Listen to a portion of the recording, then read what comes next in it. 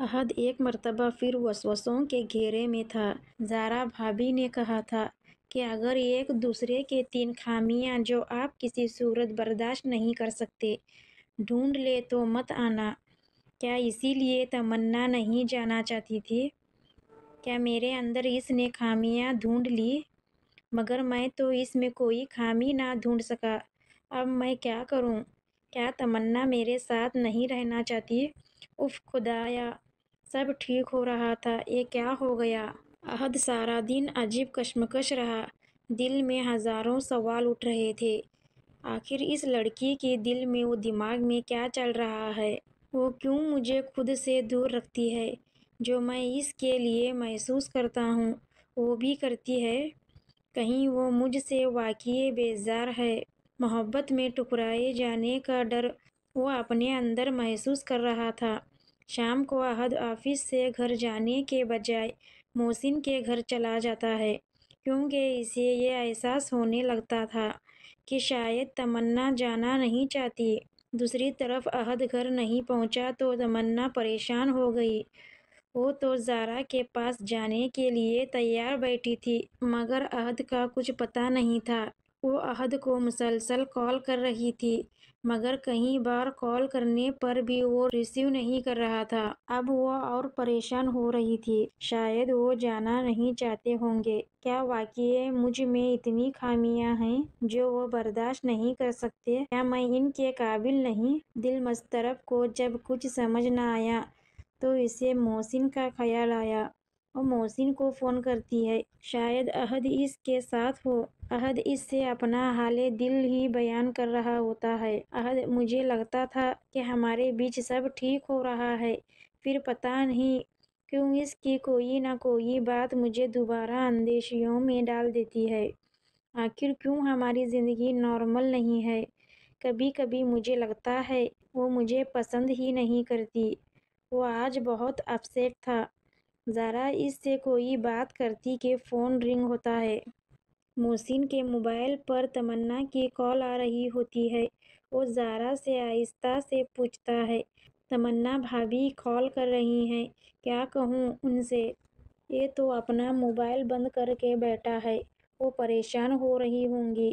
زارا کچھ سوچ کر، تمنا سے یہ مت کہنا کہ احد یہاں ہے، بس اسے یہاں بلا لیں۔ محسن تمنا سے لا علمی کا اظہار کرتا ہے، ان سے اپنے گھر آنے کے لیے کہتا ہے۔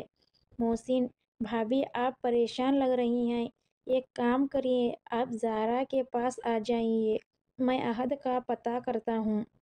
تمنا آج سے پہلے کبھی اکیلی کہیں نہیں نکلی تھی، مگر آج احد کی فکر میں وہ بہت ہمت کر کے گھر سے نکلتی ہے اور پریشانی کے عالم میں زارا کے گھر پہنچتی ہے۔ محسن احد کو اندر کمرے میں لے جاتا ہے۔ تمنا آنکھوں میں آنسو لیے، احد وہ پتہ نہیں۔ زارا اس کی بے چینی دیکھ کر اسے دلاسا دیتی ہے، پریشان نہ ہو، وہ اندر ہے۔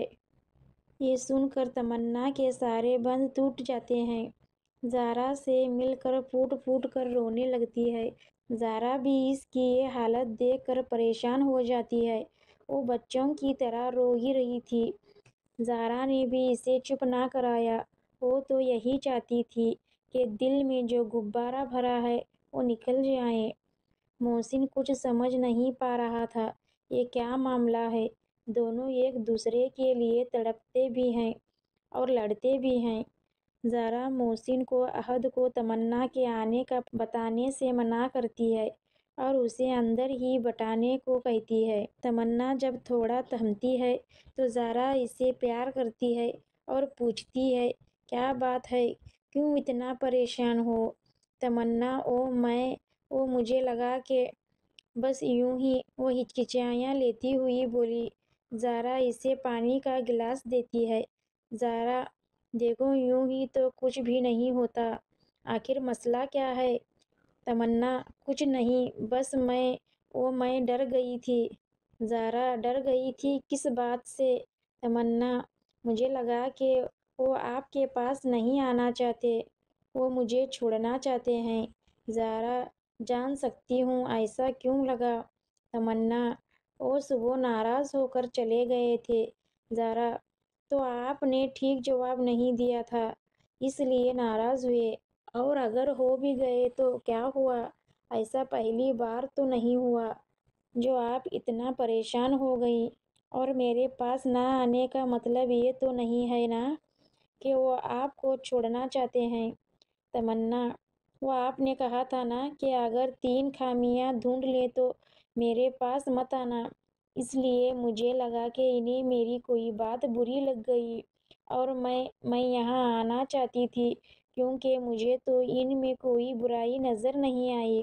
آپ کے پاس آنے کے بعد سے بہت کچھ بدلنے لگا ہے، وہ مجھ میں پتہ نہیں۔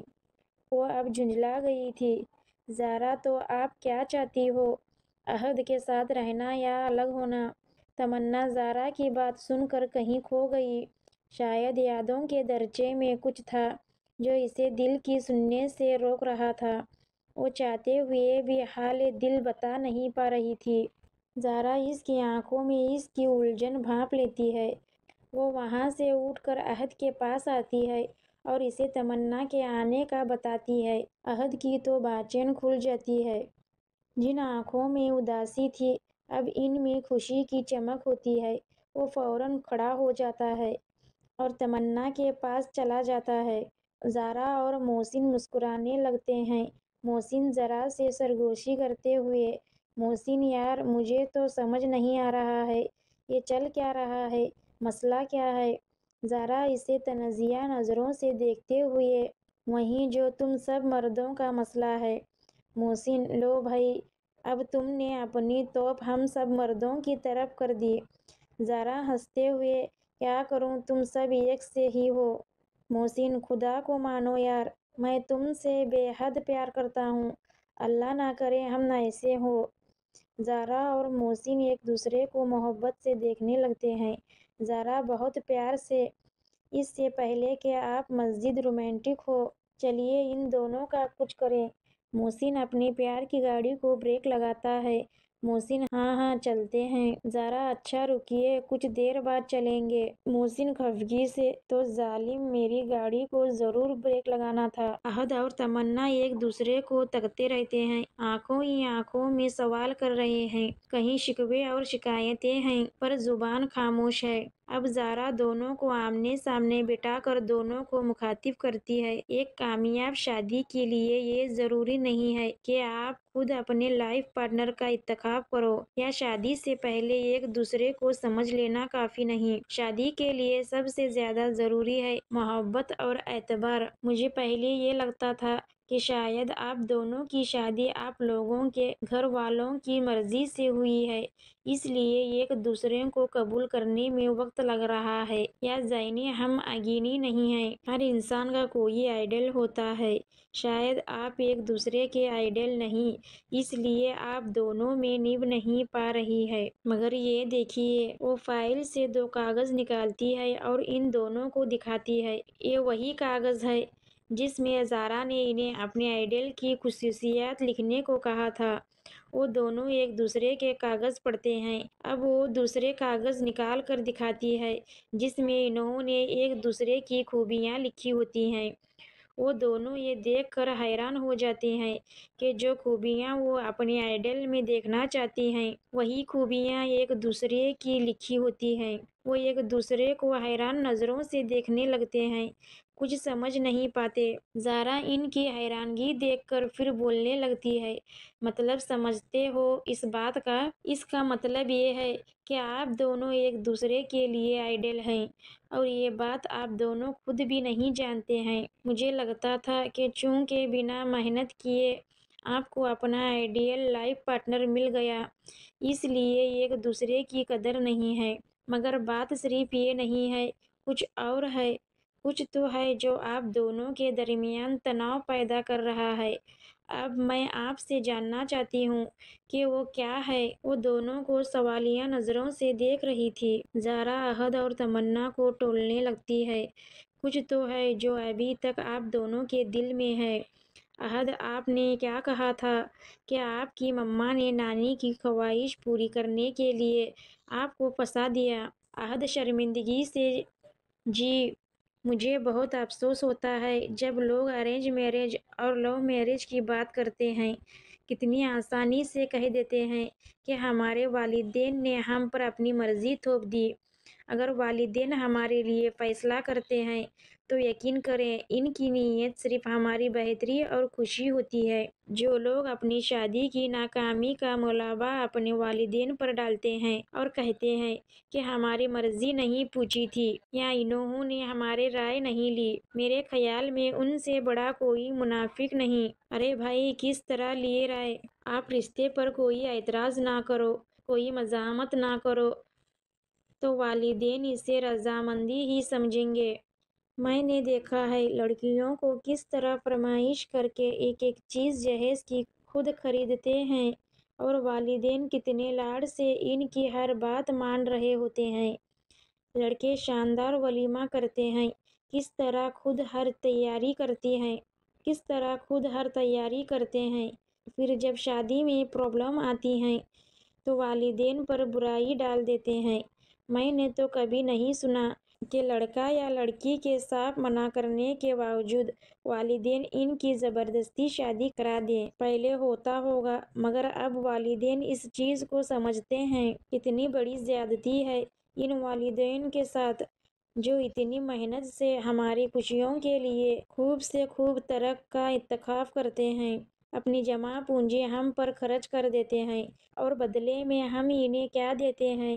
اپنی ناکامیوں کا الزام۔ اچھا تو یہ باتیں کیا لو میرج 100% کامیاب ہوتے ہیں؟ نہیں، لو میرج میں بھی اتنے ہی مسئلے ہوتے ہیں جتنے ارینج میرج میں، کیونکہ رشتے نبھانے کے لیے انسان کو ان کی قدر ہونا بھی بہت ضروری ہے۔ جب تک ہم ایک دوسرے کی عزت نہیں کریں گے، قدر نہیں کریں گے تو محبت بھی مانند ہونے لگے گی۔ کیوں بھائی، میں سچ کہہ رہی ہوں نا؟ میں نے کچھ غلط تو نہیں کہا؟ تمنا جی صحیح کہہ رہی ہیں آپ۔ احد اور تمنا اب تک یہ تو سمجھ گئے تھے کہ وہ دونوں جس رشتے کو بوجھ سمجھ رہے تھے اس میں کہیں نہ کہیں ان کی رضامندی شامل تھی، جبھی تو کوئی مزاحمت نہ کر سکے۔ مگر پھر دونوں میں کون سی بات تھی جو دونوں کو قریب ہونے نہیں دے رہی تھی؟ ایسی کیا مجبوری تھی جو دونوں ایک نہیں ہو پا رہے تھے؟ جاننے کے لیے ہمارے چینل کو سبسکرائب کریں۔ ملتے ہیں اگلے ویڈیو میں ایک نئی کہانی کے ساتھ، تب تک کے خدا حافظ۔